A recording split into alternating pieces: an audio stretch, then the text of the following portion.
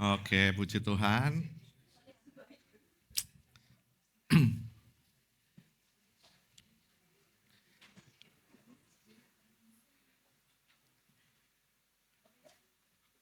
Oke, udah. Kita akan masuk hari ini kembali di dalam eksposisi kitab Mazmur 23. Hari ini kita akan berada di ayatnya yang keempat. Jadi Mazmur 23 ayatnya yang keempat. Saya akan memberi tema atau judul dari eksposisi Mazmur 23 ayatnya yang keempat ini, dihibur oleh tangannya. Katakan, dihibur oleh tangannya. Semua udah kenyang? Puji Tuhan. Siapa ngantuk? Oke. Sebelum masuk ke dalam firman Tuhan, aku mau tanya dulu. Kira-kira di sini ada yang nggak punya masalah? Coba angkat tangan yang nggak punya masalah. Aku pengen tahu. Karena aku mau belajar gitu kalau nggak punya masalah.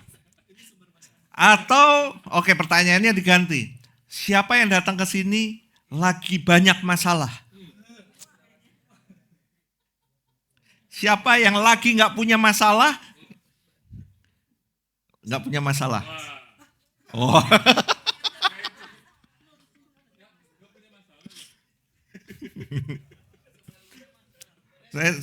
Saya mau kasih tahu. Gini, ternyata kita semua ini manusia bermasalah ya. Gitu ya, benar nggak? Kalau kita punya masalah, sebenarnya nggak perlu ditutup-tutupin. Karena kita itu normal. Kita hidup di dunia yang penuh dengan masalah. Dunia yang sudah jatuh dalam dosa, ya, sehingga penuh dengan masalah.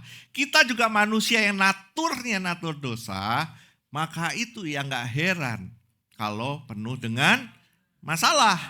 Justru kalau yang nggak punya masalah, jangan-jangan kamu bermasalah. Gitu. Iya kan, kalau yang nggak punya masalah, jangan-jangan kamunya yang bermasalah. Gitu kan? Karena kamu nggak menyadari kalau kamu punya masalah. Bahkan mungkin kamu adalah sumber masalahnya itu sendiri. Gitu. Nah, saya jujur udah lama banget nggak pernah dengerin para motivator. Siapa di sini yang masih sering dengar motivator? Nggak apa-apa juga sih. Saya paling nggak pernah. Tapi ada satu motivator yang saya selalu baca. Dan saya selalu lihat dan saya pikir ini Injil banget nih sebenarnya motivator ini. Gitu. Siapa dia? Yaitu Raymond the Motivator.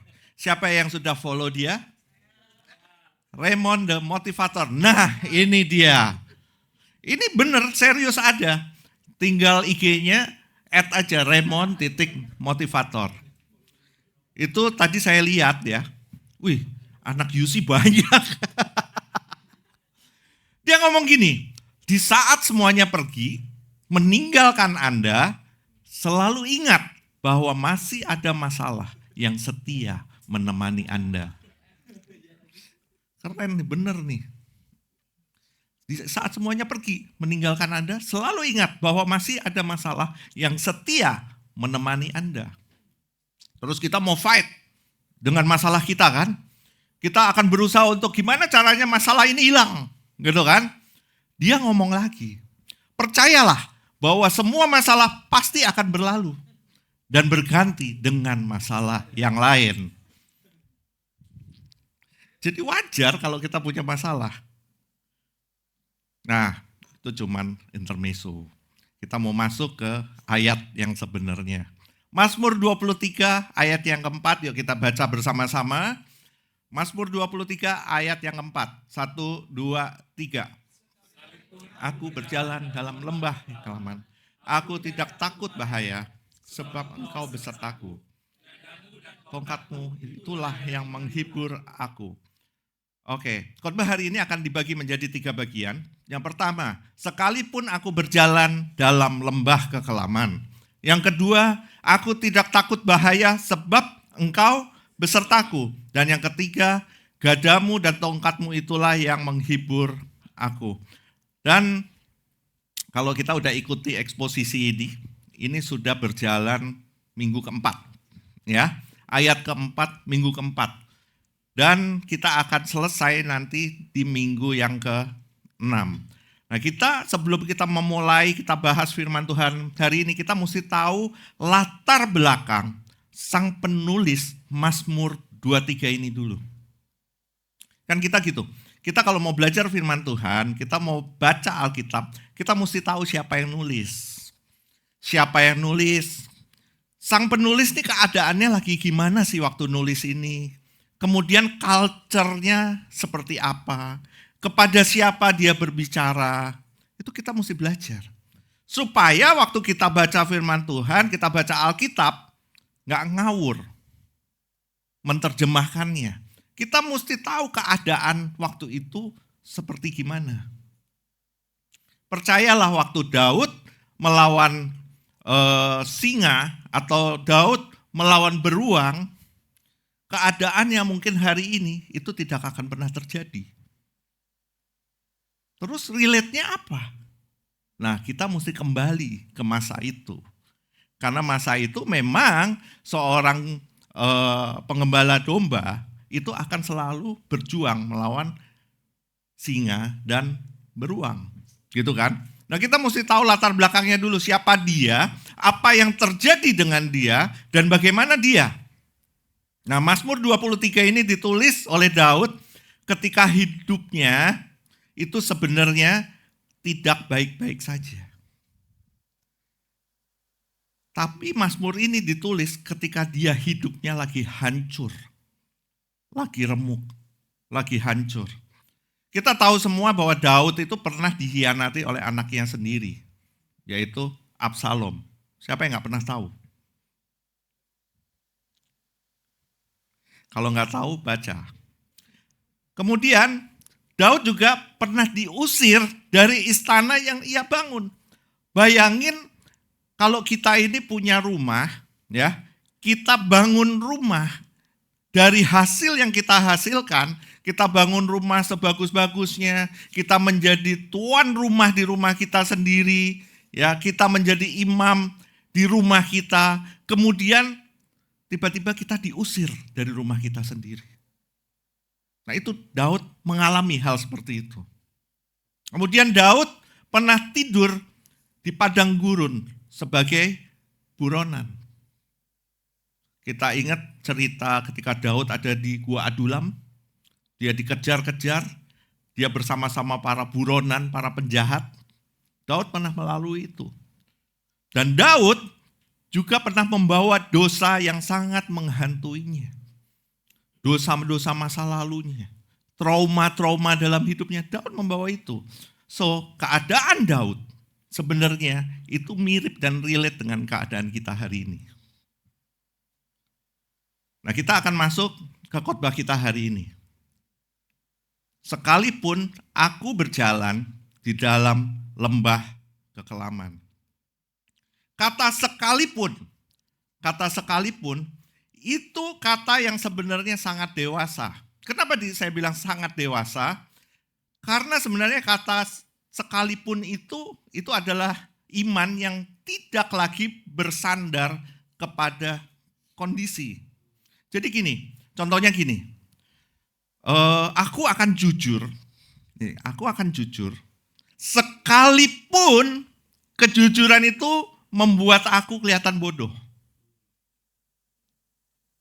Orang-orang melihat aku seperti bodoh, tapi aku akan jujur. Jadi aku akan jujur sekalipun kejujuran itu membuat aku kelihatan bodoh. Nah, kalau orang yang belum dewasa, itu akan jujur kalau aman. Kalau aman, dia jujur.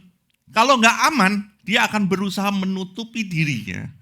Dia akan berusaha untuk menutupi kehidupannya, dia akan berusaha menutupi personalitinya sehingga kelihatan aman.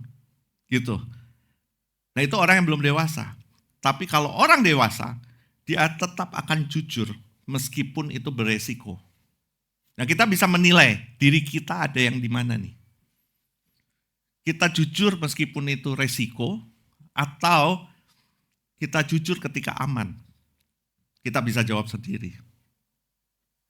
Iman yang belum dewasa itu berkata gini, aku percaya Tuhan kalau hidupku baik. Aku akan percaya Tuhan kalau hidupku diberkati. Aku akan percaya Tuhan kalau penyakitku disembuhkan. Aku percaya Tuhan kalau pekerjaanku lancar. Aku percaya Tuhan kalau pekerjaanku diberkati. Aku akan percaya Tuhan. Tapi iman yang bertumbuh, iman yang dewasa, itu akan ngomong gini, sekalipun hidupku gak baik, Tuhan tetap setia. Sekalipun kelihatannya, kok aku setiap kali kerja gagal aja. Setiap kali mau mengerjakan sesuatu, kayak hal buntu aja. Sekalipun aku mengalami itu semua, Tuhan tetap setia. Nah, itu adalah iman yang dewasa. So, kebenaran kata sekalipun, ini ada 4. Pertama, sekalipun itu tidak sama dengan kalau. Maksudnya gimana? Daud kan gak ngomong gini, kalau aku masuk ke lembah. Dia gak ngomong gitu. Tapi dia bilang, sekalipun aku berjalan. Maksudnya apa? Ini bukan kemungkinan. Ini satu kepastian. Sekalipun itu satu kepastian. Kadang-kadang teman-teman, yang membuat kita masuk ke lembah itu diri kita sendiri kok. Yang membuat masuk ke lembah itu bukan Tuhan. Kadang-kadang diri kita sendiri. Tapi Tuhan tetap mau masuk ke lembah bersama-sama dengan kita. Itulah Tuhan kita yang besar. Maka Daud ngomong, sekalipun aku berjalan. Nah, iman Kristen tidak dibangun di atas asumsi hidup akan aman. Tapi di atas kesetiaan Tuhan di tengah realitas hidup yang tidak aman. Satu hal yang sangat bodoh ketika ada gereja atau ketika ada pengajaran yang berkata ketika kamu ikut Tuhan, kamu percaya Tuhan, maka hidupmu akan aman-aman aja. Oh yes, amin. Hidup kita akan aman, benar di tangan Tuhan. Tapi bukan dari sudut pandang manusianya. Engkau akan tetap aman meskipun badai itu datang. Pertanyaannya, kita gak mau masuk dalam badai itu. Ketika kita masuk dalam badai, kita udah takut duluan. Tuhan, kau kemana Tuhan? Kenapa engkau meninggalkan aku? Seringkali seperti itu. Padahal iman Kristen tidak dibangun di atas asumsi hidup akan aman. Tapi di tengah kesetiaan Tuhan, di atas kesetiaan Tuhan, di tengah realitas hidup yang tidak aman. Amin. Yang kedua, iman yang sekalipun itu adalah iman yang tak bersyarat. Maksudnya apa sih? Hari ini iman itu adalah sumber transaksional. Coba katakan transaksional. Iman transaksional, contohnya apa? Tuhan, aku akan ikut engkau, asal hidupku lancar. Tuhan, aku akan taat kalau doaku dijawab. By the way, doa kita pasti dijawab teman-teman. Pasti dijawab, karena kita punya Tuhan yang besar. Yang jadi masalah adalah kita bisa dengar jawaban Tuhan apa enggak. Kenapa? Ketika Tuhan jawab sesuai dengan keinginan kita, ketika Tuhan jawab sesuai dengan apa yang kita kehendaki, maka kita akan ngomong, oh Tuhan, thank you Lord. Engkau Tuhan yang besar. Engkau Tuhan yang melihat anak-anaknya. Terima kasih Engkau sudah menjawab doaku. Terima kasih atas mujizat yang sudah terjadi. Tapi ketika jawaban Tuhan tidak sesuai dengan apa yang kita inginkan, kita akan bilang, Tuhan, kenapa Engkau gak jawab doaku? Dia jawab. cuman gak sesuai dengan apa yang kamu inginkan, kita gak peduli, kita anggap Tuhan gak jawab. Itu yang terjadi. Yuk coba kita jujur dalam hidup kita. Ya, Tuhan, aku akan taat kalau Engkau berkati aku. Tuhan, aku akan taat kalau Engkau sembuhkan aku. Nah, tapi kata sekalipun itu sebenarnya ngomong gini, Tuhan, bahkan ketika hidup tidak sesuai dengan harapanku, Engkau tetap Allahku. Itulah sekalipun. Timothy Keller, Opa Timothy Keller, akhirnya muncul setelah berminggu-minggu dia gak muncul. Dia ngomong iman sejati mempercayai Tuhan bahkan ketika ceritanya gak masuk akal. Itu iman sejati. Mempercayai Tuhan bahkan ketika ceritanya gak masuk akal. Seringkali banyak cerita di hidup kita yang gak masuk akal. Gitu kan? Gak masuk akal. Tapi iman sejati tetap mempercayai Tuhan. Lanjut lagi. Kebenaran kata sekalipun mematikan ilusi Injil palsu. So, ada Injil asli. Ada Injil palsu ternyata. Gitu kan? Ada Injil palsu. Hati-hati dengan Injil palsu ini. Apa sih Injil palsu itu? Dikatakan, aku ikut Tuhan, aku ikut Yesus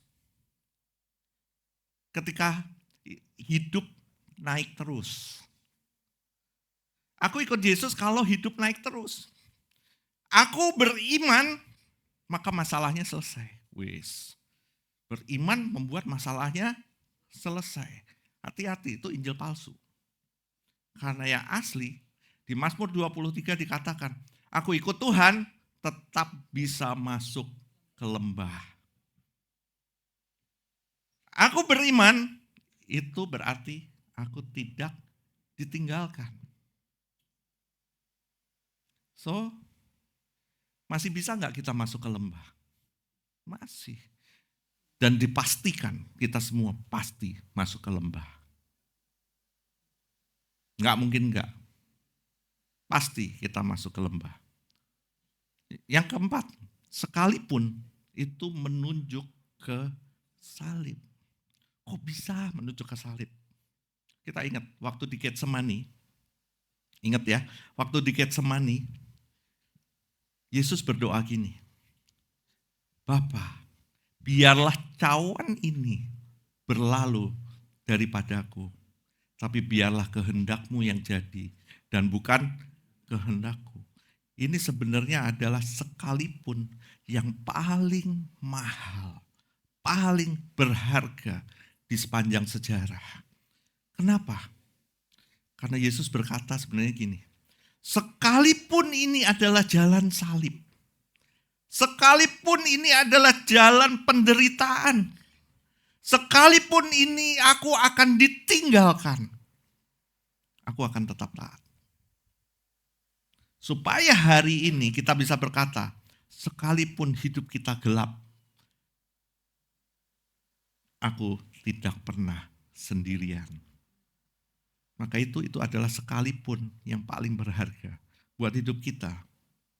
Oke, kita lanjut. Kata, sekalipun aku berjalan. Nah, Daud gak ngomong gini, sekalipun aku berlari gitu. Enggak, Daud gak ngomong berlari. Atau aku sudah kuat, sekalipun aku kuat. Daud gak ngomong gitu. Tapi Daud ngomong sekalipun aku berjalan. Maksudnya gimana? Berjalan itu artinya pelan. Ya, saya waktu olahraga di GBK, kok ketawa? Bener serius. Saya coba lari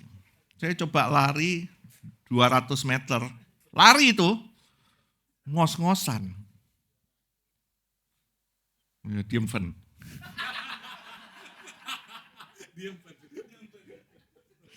Ngos-ngosan. Kenapa? Karena lari ngeluarin tenaga. Tapi kalau jalan pelan-pelan, nggak capek. Seakan-akan jalan itu tanpa tenaga, gitu loh.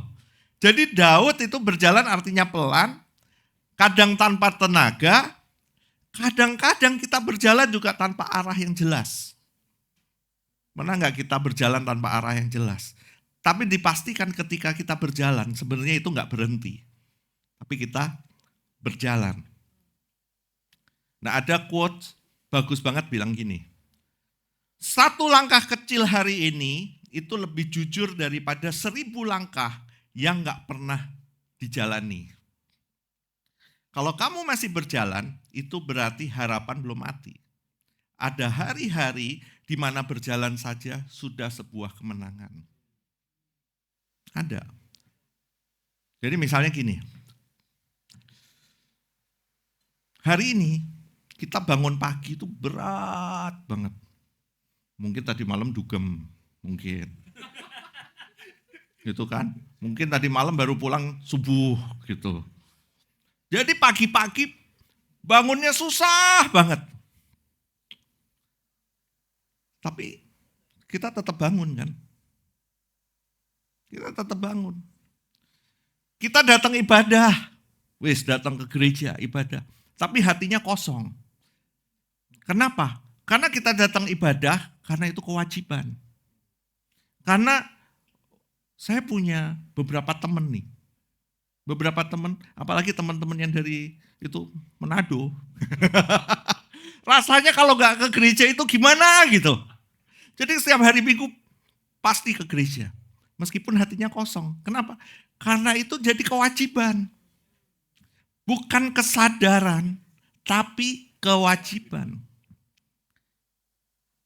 Kadang-kadang kita berdoa, tapi nggak ngerasain apa-apa. Kita berdoa, kita nggak dapat jawaban Tuhan.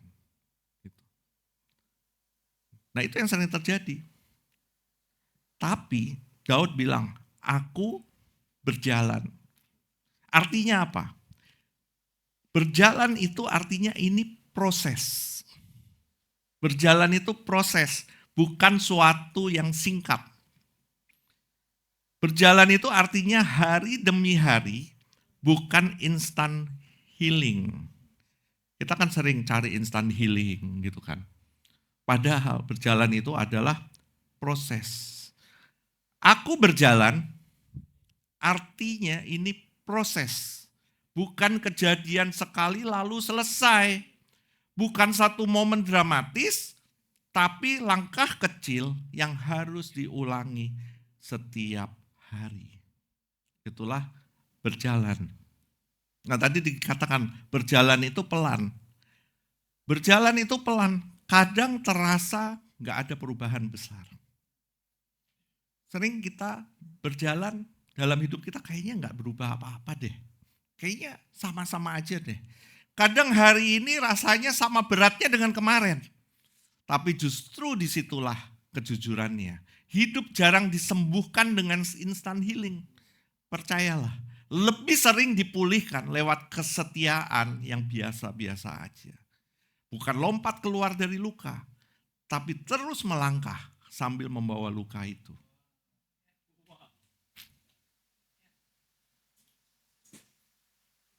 Karena kita pasti akan terluka. Bohong manusia yang tidak terluka. Setiap manusia pasti akan terluka. Nah, Tuhan sering membentuk kita lewat proses yang panjang daripada mujizat yang cepat. Yang kita kejar itu mujizat yang cepat. Selalu yang kita kejar itu mujizat yang cepat. Tapi ternyata Tuhan itu lebih senang membentuk kita lewat satu proses yang panjang. So gereja yang menjanjikan mujizat biasanya rame banget. Tapi gereja yang ngajarin proses, ngajarin penderitaan, biasanya sepi. Biasanya gitu. Nah, kalau kita mau jujur, kamu atau kita semua ini masih berfungsi, masih tetap berfungsi sebenarnya. Tapi mati rasa. Hari ini kita seperti itu, tetap berfungsi, tapi mati rasa. Gimana sih itu maksudnya? Gini, hari ini kita masih kerja, gitu kan? Hari ini kita masih pelayanan. Pelayanan kita banyak. Bisa WL di sana, di sana, di sana, khotbah di sana, di sana, di sana, banyak pelayanannya. Hari ini kita masih bisa senyum. Tapi sebenarnya batin kita itu seperti jalan di lorong yang gelap. Pernah bayangin gak lorong yang gelap itu seperti apa? Saya jalan di lorong rumah sakit aja, rasanya gak enak banget. Nah ini kita seperti jalan di lorong yang gelap, mencekam, gak bisa lihat apa-apa. Sebenarnya kita lagi seperti itu, masih kerja, masih pelayanan, masih bisa senyum hari ini, tapi sesungguhnya batin kita ini lagi seperti jalan di koridor yang gelap. Yuk kita jujur sama hati kita. Hari ini firman ini akan bisa menjadi rema kekuatan buat setiap kita. Asal kita mau jujur di hati kita yang terdalam. Kalau kita masih pakai topeng kita, firman ini gak akan bisa menjadi rema buat hidup kita. Tapi kalau kita jujur, yuk kita tangkap firman ini. Berjalan itu lambat. Satu langkah, kemudian satu langkah lagi. Kadang-kadang kaki kita capek, gemeter. Kadang-kadang napas kita pendek. Kadang kita sendiri bertanya, ini beneran maju gak sih? Atau cuman bertahan aja? Nah berjalan itu artinya aku masih hidup. Meskipun aku gak kuat. Berjalan itu aku belum menyerah meskipun aku gak ngerti. Nah itu berjalan itu seperti itu. Jadi kalau Daud berkata aku berjalan dalam lembah kekelaman, itu berarti dia gak punya tenaga sebenarnya untuk lari. Dia juga gak punya peta, map zaman itu untuk cari jalan pintas. Kita kan kalau ada di lembah kekelaman ya, ada dalam masalah, kita selalu cari jalan pintas. Sakit dikit, pergi ke dukun. Sakit dikit, dukun bertindak. Gitu kan? Gak punya duit, pergi ke dukun lagi. Pinjol. Pakai pinjol buat judol, akhirnya benjol.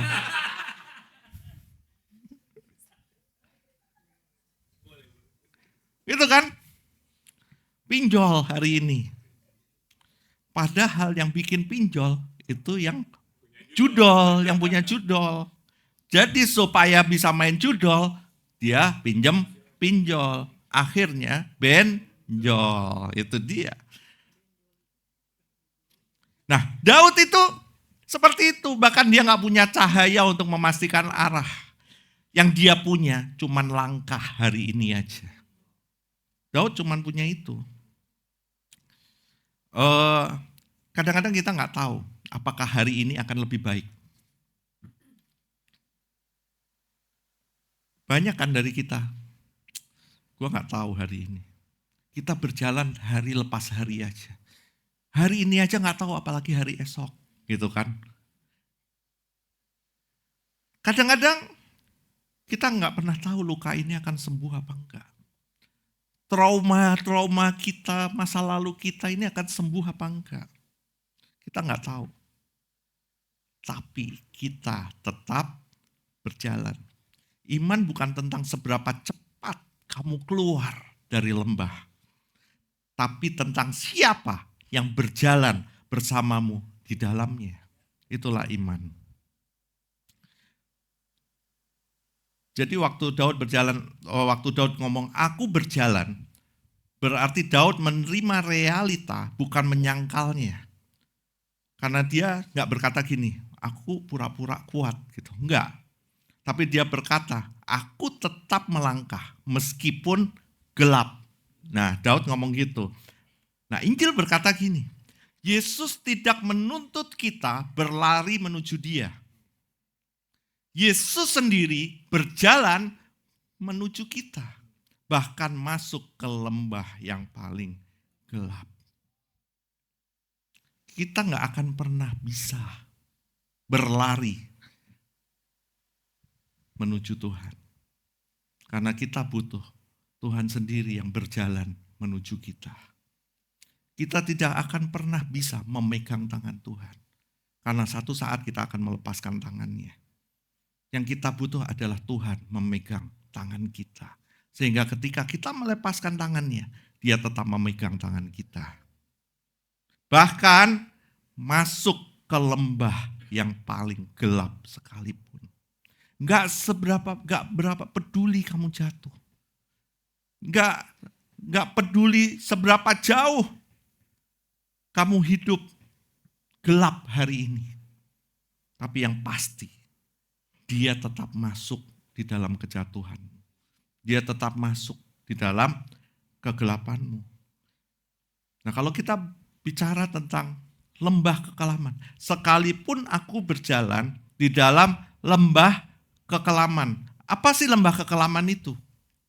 Bahasa asli lembah kekelaman adalah Salmawet. Coba bilang Salmawet.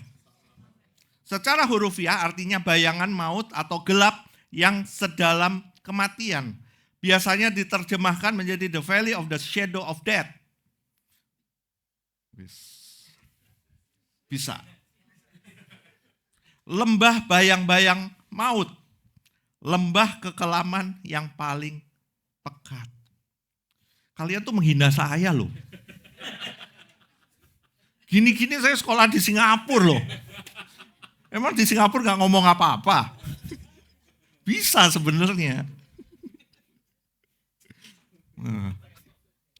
Cuman kadang-kadang kepleset aja lidahnya. Nah itu. Biasanya diterjemahkan seperti itu. Nah di dalam puisi Ibrani, itu katakan Salmawet itu adalah kegelapan total. Keputusasaan terdalam.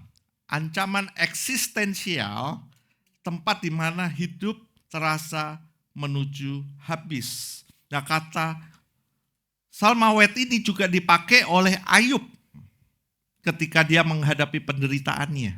Dipakai Yeremia juga, dipakai oleh Yesaya juga. Dan ini semua selalu terkait dengan penderitaan yang nyaris mematikan iman kita. Jadi Salmawet bukan sekedar gelap, tapi gelap yang membuatmu bertanya apakah hidup masih layak dijalani. Nah, Salmawet itu seperti itu. Jadi apa itu lembah kekelaman sebenarnya? Secara alkitabiah, Salmawet itu artinya tempat terdalam di mana manusia tidak melihat jalan keluar, tidak merasa aman, dan tidak yakin apakah ia akan keluar hidup-hidup. Ini bukan sekedar masa sulit, ini krisis iman, krisis makna, dan krisis hidup. Jadi lembah kekelaman itu sebenarnya gini nih, kita berada di satu lembah yang benar-benar gelap, pekat, bahkan kita nggak bisa melihat ke depan sekalipun. Ketika kita coba melangkah maju satu langkah ke depan, kita nggak ngerti ini apa ini. Ini jurang atau apa? Sehingga kita melangkah ke depan sekali itu bisa membawa kematian buat kita. Melangkah ke kiri bisa membawa kematian, ke kanan bisa membawa kematian, bahkan mundur ke belakang pun bisa membawa kematian. Kita nggak ngerti apa yang terjadi di sekeliling kita.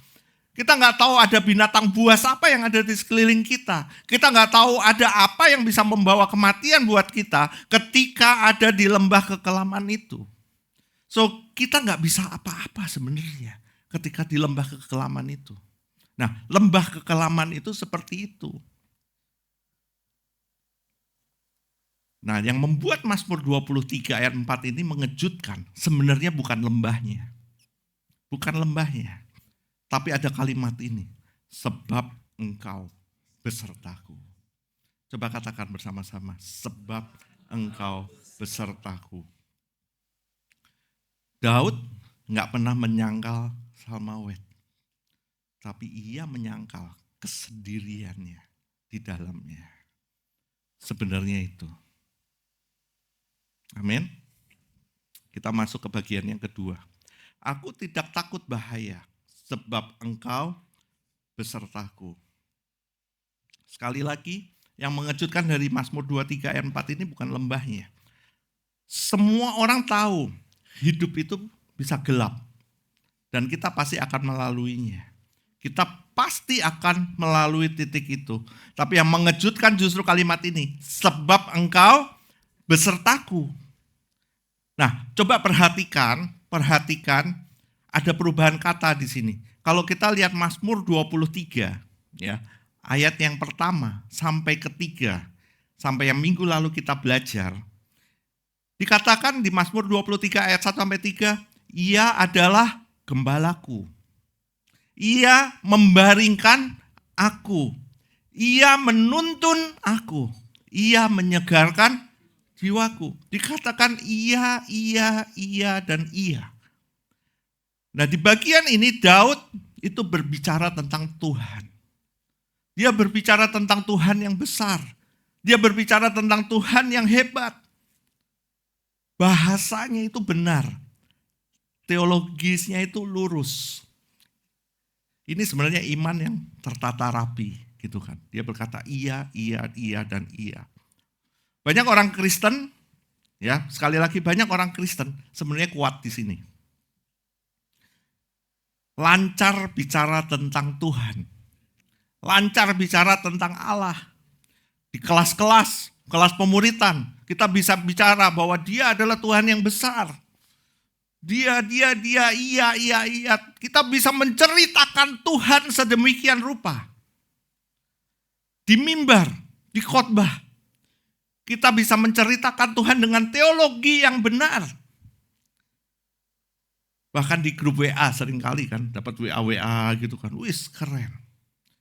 Tapi Mazmur 23 ayat 4 dia ngomong sebab engkau besertaku. Ada perubahan dari ia menjadi engkau. So, Daud begitu masuk ke dalam lembah kekelaman, bahasanya berubah. Dia nggak ngomong iya lagi, tapi ia ngomong engkau besertaku.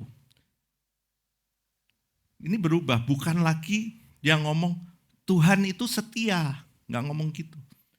Tapi dia ngomong engkau besertaku. Sebenarnya ini bukan sekedar perubahan kata ganti.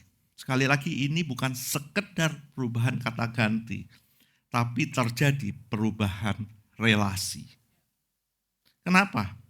Waktu ada di lembah kekelaman, teologi kita yang hebat ini akan berubah menjadi doa. Doktrin kita akan berubah jadi kebergantungan. Pengetahuan kita berubah jadi perjumpaan. Kenapa perubahan ini terjadi di lembah kekelaman itu? Karena lembah itu akan melucuti topeng-topeng rohani kita. Karena lembah itu akan membongkar kemandirian kita. Dan lembah akan memaksa kita berhenti bicara tentang Tuhan dan mulai bicara kepada Tuhan. Sekali lagi saya ulangin, karena lembah akan melucuti setiap topeng-topeng rohani kita, karena lembah akan membongkar setiap kemandirian kita yang mengatakan bahwa yes, aku bisa, yes, I can do it. Dan lembah akan memaksa kita berhenti berbicara tentang Tuhan, tapi mulai berbicara kepada Tuhan. Itulah perubahannya. Di lembah, ayat hafalan yang kita hafalin setiap hari itu akan jadi doa. Lagu penyembahan kita itu akan jadi jeritan buat setiap kita. Dan iman kita akan jadi sederhana. Tuhan, aku butuh Engkau. Tuhan, aku butuh Engkau. Jadi selama hidup baik-baik saja, kita nyaman bicara tentang Tuhan. Gitu kan? Selama kita hidup baik-baik aja kita nyaman bicara tentang Tuhan. Tapi saat hidup kita runtuh, saat hidup kita jatuh, kita cuma sanggup memanggil Tuhan. Karena kalimat itu membongkar dosa yang paling halus. Kita tidak sedang mencari Tuhan. Kita sedang mencari hidup tanpa Tuhan, tapi tanpa rasa sakit. Seringkali kita seperti ini. Kita mau mencari hidup tanpa Tuhan sebenarnya. Tapi tanpa rasa sakit. So, sebab engkau besertaku. Itu artinya aku tidak sendirian. Dan itu justru menakutkan. Kenapa? Karena sekarang seluruh hidupku terlihat olehnya. Wow. Yuk kita jujur. Kita jujur. Sebenarnya masalah kita ya, masalah kita ini. Masalah terbesar kita itu bukan lembah yang gelap. Tapi Tuhan yang terlalu dekat hingga kita tidak lagi bisa kita manipulasi. Kita nggak bisa manipulasi Tuhan. Kita nggak bisa manipulasi hidup kita. So, masalah terberat kita sebenarnya bukan lembah yang gelap. Tapi Tuhan yang terlalu dekat hingga tidak lagi bisa kita manipulasi. Siapa yang masih suka memanipulasi hidup kita? Memanipulasi jalan ketika kita ada di lembah. Diri kita seringkali kita senang memanipulasi. Kita bukan bergantung sama Tuhan. Kita bukan berserah sama Tuhan. Tapi kita ngatur Tuhan. Seringkali kita seperti itu. Yuk kita jujur. Tuhan ngatur kita apa kita ngatur Tuhan? Ketika yang dikasih Tuhan itu menyenangkan kita, puji Tuhan. Tapi ketika gak enak buat daging kita, gak enak buat berhala kita ngomong, ini bukan dari Tuhan nih. Kenapa? Karena kita mau ngatur hidup kita sendiri. Kehadiran Tuhan menghibur yang berserah dan menakutkan yang masih ingin pegang kendali. Siapa yang masih pengen pegang kendali? Jujur. Waktu saya mempersiapkan firman Tuhan hari ini, inilah saya. Inilah saya. Ternyata saya masih pengen pegang kendali atas hidup saya sendiri. Disalib, Yesus benar-benar sendirian supaya hari ini kalimat engkau besertaku tidak pernah menjadi janji yang kosong. Yesus bukan hanya lewat Salmawet atau lembah kekelaman itu, tapi ia masuk sampai ke pusatnya. Disalib, gelap total, siang jadi malam. Ada teriakan keterpisahan, ada kesunyian dari Bapa. Yesus tidak sekadar berjalan di lembah bayangan maut. Ia menanggung maut itu sendiri. Supaya kita hanya mengalami bayangannya, bukan kematian kekal. Karena Yesus menanggung mautnya, kita hanya berjalan melewati bayangannya. Amin. Mazmur 23 ayat 4 tidak berkata kita bebas dari Salmawet, tapi kita bebas dari kesendirian di dalamnya. Dan Mazmur 23 ayat 4 tidak menjanjikan lembah akan hilang,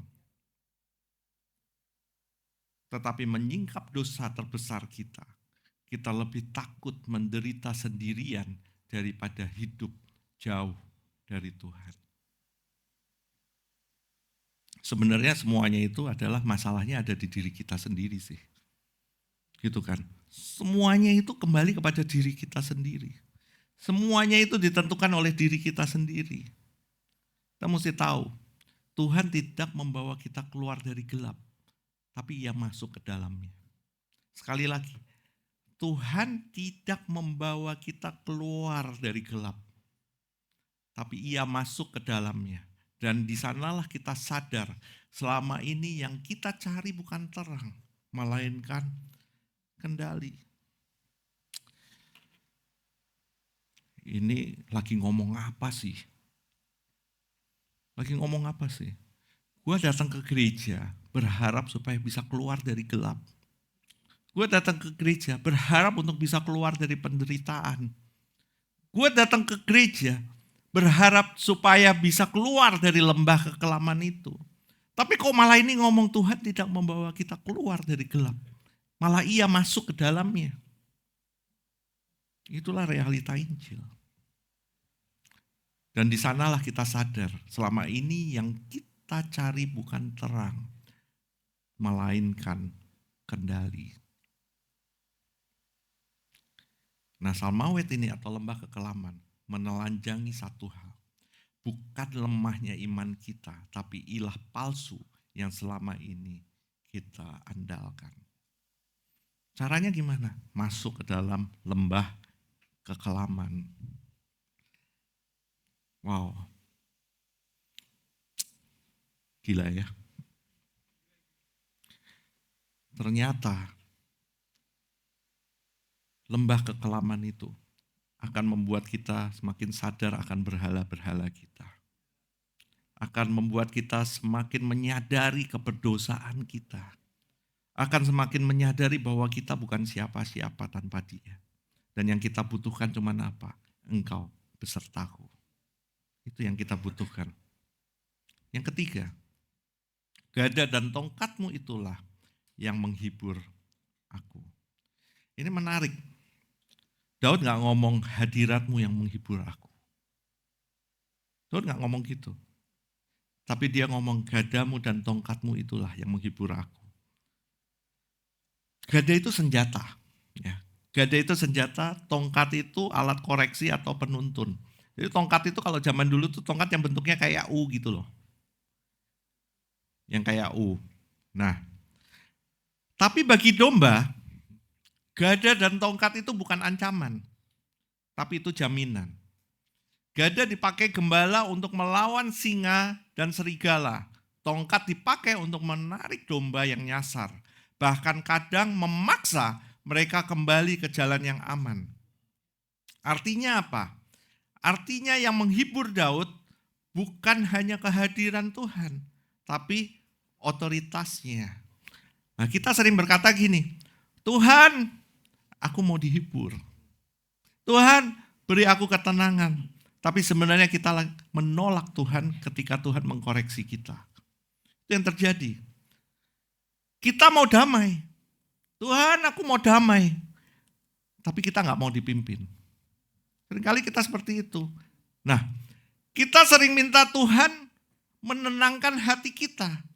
Tapi jangan sampai Dia mengatur hidup kita. Padahal Daud berkata, aku dihibur justru ketika engkau memegang kendali. Nah, di sini sebenarnya Injil ini menjadi sangat indah.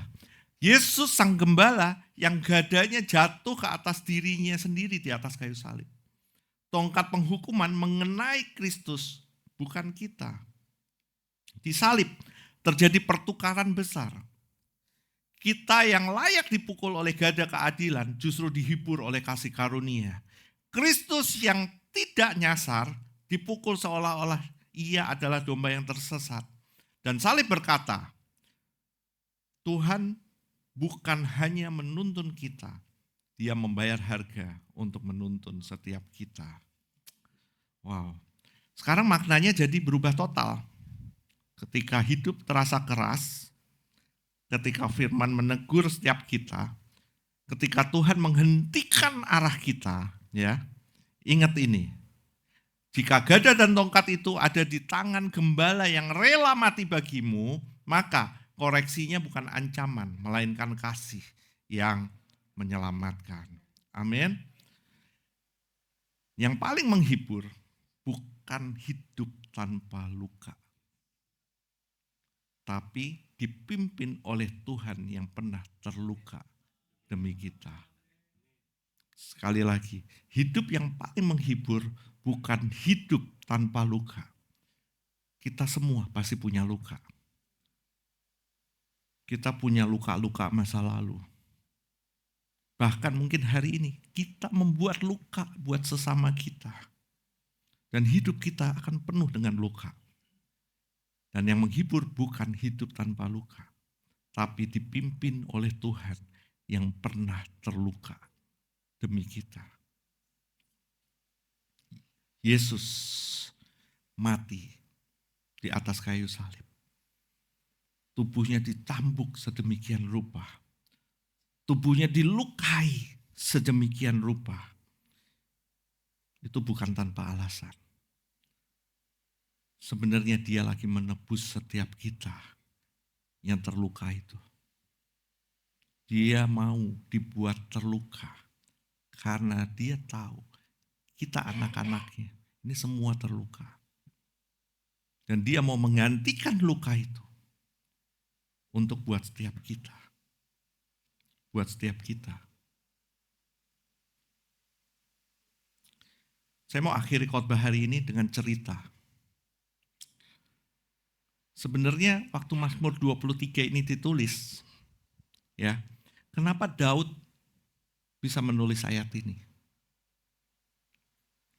Nah, untuk mendengarkan cerita ini, yuk kita buka hati kita dengan penuh kejujuran hati di hadapannya. Sebenarnya Daud lagi apa sih waktu itu? Ceritanya gini. Malam itu malam yang sunyi banget. Malam yang penuh ketenangan, keheningan. Bahkan terlalu sunyi untuk seorang yang raja yang besar seperti Daud. Daud duduk sendirian. Bahkan mahkota masih ada di kepalanya. Tapi tahtanya terasa kosong. Bukan karena kerajaannya runtuh. Bukan. Tapi justru karena anaknya sendiri saat itu bangkit melawan dia. Siapa anaknya? Absalom. Anak yang rambutnya keren. Yang rambutnya itu dipuji-puji seantero Israel hari itu. Anak yang wajahnya menawan. Cakep mungkin. Kata-katanya memikat. Dan ambisinya membara. Dan Absalom itu gak merebut tahta dengan pedang. Enggak. Absalom merebut hati orang-orang di Israel hari itu. Di gerbang kota, ia menyapa setiap orang. Dia menegur setiap orang. Mendengar keluhan-keluhan setiap orang. Dan merangkul luka setiap orang. Absalom melakukan itu. Pelan-pelan. Akhirnya Israel jatuh cinta kepada Absalom. Israel jatuh cinta kepadanya. Dan pelan-pelan Daud kehilangan segalanya. Bukan oleh musuh asing, tapi oleh darah dagingnya sendiri. Ketika kabar pemberontakan itu datang ke Daud, Daud gak melawan, tapi ia lari. Daud, raja besar itu menuruni bukit Zaitun tanpa alas kaki. Kepalanya tertutup, dia menangis, bahkan air matanya sampai jatuh ke debu. Kita tahu semua ia pernah berani melawan singa dan beruang. Ia pernah menantang Goliat, tapi sekarang dia gak sanggup mengangkat tangan melawan anaknya sendiri. Gak sanggup. Bahkan di medan perang, Daud menitip pesan kepada para panglimanya. Dia ngomong gini, perlakukan Absalom dengan lemah lembut ya. Perlakukan Absalom dengan lemah lembut demi aku. Daud ngomong gitu. Sepertinya Daud bodoh ya. Enggak. Daud enggak bodoh. Ia tahu Absalom itu salah. Tahu banget. Ia tahu ini pemberontakan. Dia tahu. Tapi inilah hati seorang ayah. Yang lebih rela kehilangan kerajaannya. Lebih rela kehilangan segalanya. Lebih rela kehilangan kehormatannya. Bahkan lebih rela kehilangan kehidupannya. Daripada kehilangan anaknya. Namun perang tetap berjalan. Perang tetap berjalan. Nah, di tengah hutan Efraim, Absalom yang rambutnya indah itu, yang rambutnya menjadi kemuliaannya, yang rambutnya menjadi kebanggaannya itu, terjerat di dahan pohon. Absalom tergantung di antara langit dan bumi.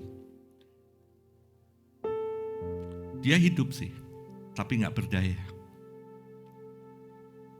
Dan Yoab datang bukan dengan belas kasihan, melainkan dengan tombak.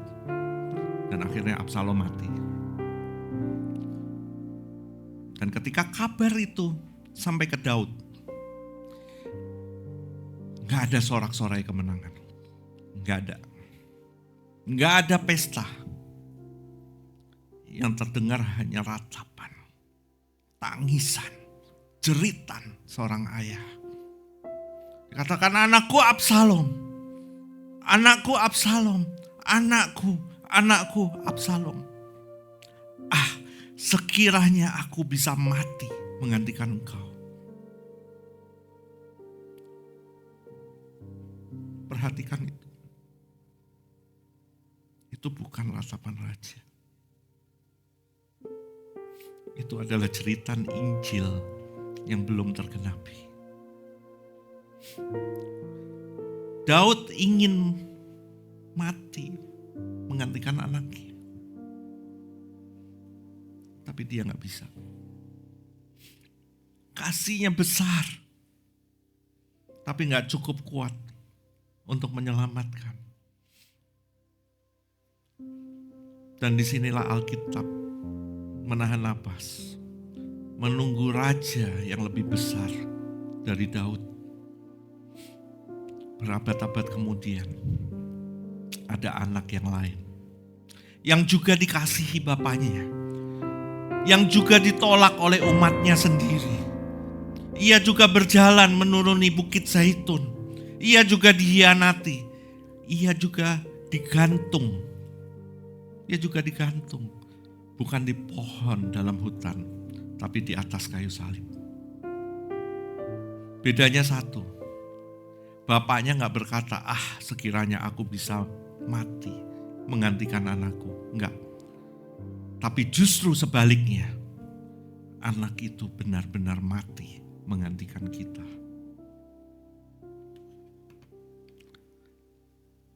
Absalom mati karena pemberontakan kita. Absalom mati karena pemberontakannya. Yesus mati karena pemberontakan kita. Daud gagal melakukan pertukaran itu. Yesus menyempurnakannya. Dan sekarang Injil menatap kita dan bertanya pelan tapi tegas. Apakah kamu seperti Absalom? Ingin mahkota tanpa taat? Ingin kerajaan tanpa pertobatan? Atau seperti Daud patah hati, hancur, tapi akhirnya hanya bisa berharap pada anugerah? Kita bukan diselamatkan karena kita kembali kepada Bapa, tapi karena anak sejati tidak pernah memberontak dan rela dihukum. Seolah-olah dia adalah Absalom. Disalib,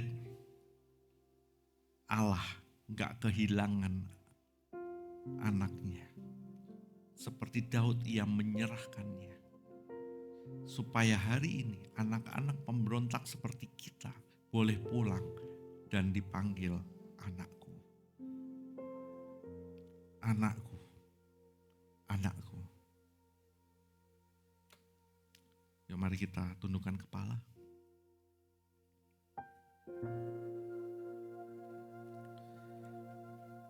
Mari kita merenungkan hidup kita. Mari kita berkontemplasi. Mari kita buka hati kita dengan kejujuran. Karena sebenarnya gak ada yang bisa disembunyikan di hadapannya. Yang diperlukan adalah kejujuran. Kita buka semua topeng-topeng kita. Yuk kita jujur. Teman-teman semua, Mazmur 23 ayat 4 ini gak berkata Daud tidak takut. No. Daud penuh dengan ketakutan. Tapi ia berkata, aku tidak takut bahaya. Kenapa? Bukan karena lembahnya gak gelap. Bukan karena ancamannya kecil. Tapi karena ada suara di dalam lembah itu. Namun ada satu lembah yang Daud gak sanggup lalui. Bukan lembah kekelaman, bukan. Melainkan lembah ketika ia harus berkata kepada anaknya yang dia kasihi. Lembah ketika ia harus berkata kepada anaknya yang dia cintai, Absalom. Ketika Daud harus berkata, anakku. Di sana tongkat dan gada Daud gak berdaya. Di sana raja hanya bisa menjadi ayah yang kalah. Ia bisa menaklukkan bangsa-bangsa, tapi gak bisa menyelamatkan satu anaknya sendiri. Dan malam itu ratapan Daud tidak berhenti di kata mati. Ia berhenti di satu kata yang paling manusiawi, sekaligus paling hancur. Katakan, anakku. Tapi dengar baik-baik, Mazmur 23 gak berhenti pada Daud. Mazmur 23 menunjuk kepada gembala yang lebih besar. Ada satu lembah lain, lembah gelap dari lembah Daud. Lebih sunyi dari ratapannya. Lembah di mana tidak terdengar ratapan seorang ayah, tapi keheningan surga. Di lembah itu, Bapa Surgawi juga memandang anaknya. Dan gak seperti Daud, ia berkata, sekiranya aku mati menggantikanmu. Tapi ia benar-benar melakukannya. Yesus masuk ke lembah kekelaman sendirian, supaya kita hari ini gak pernah sendirian lagi. Ia kehilangan suara Bapaknya disalib, supaya kita anak-anak pemberontak ini boleh mendengar kembali satu panggilan yang telah lama hilang. Anakku, anakku. Mungkin sekarang kita datang seperti Absalom. Rambut kita masih rapi, pelayanan kita masih jalan, reputasi kita masih bagus, tapi hati kita udah lama memberontak. Kita ingin berkat tanpa ketaatan, kita ingin Tuhan tanpa pertobatan. Dan Injil gak berteriak, ia hanya berbisik, namun suaranya menembus tulang dan sumsum kita. Dikatakan, engkau boleh kembali. Bukan karena engkau layak, tapi karena anak sejati sudah menggantikanmu. Hari ini pertobatan bukan soal menangis lebih keras. Pertobatan adalah menyerah pulang, menurunkan mahkota palsu kita, berhenti bersembunyi di balik pelayanan kita, berhenti bersembunyi di balik moral-moral kita, berhenti bersembunyi di balik pencapaian kita, bukan sebagai pemberontak, tetapi sebagai anakku. Di sanalah Mazmur 23 ayat 4 menjadi nyata. Kita tetap berjalan di lembah, tetapi bukan lagi sebagai orang tersesat, melainkan sebagai anak yang digandeng pulang oleh sang gembala. Sebab di lembah terdalam hidup ini, yang paling menyembuhkan bukan jawaban, melainkan satu panggilan. Anakku, anakku. Amin. Soli Deo Gloria.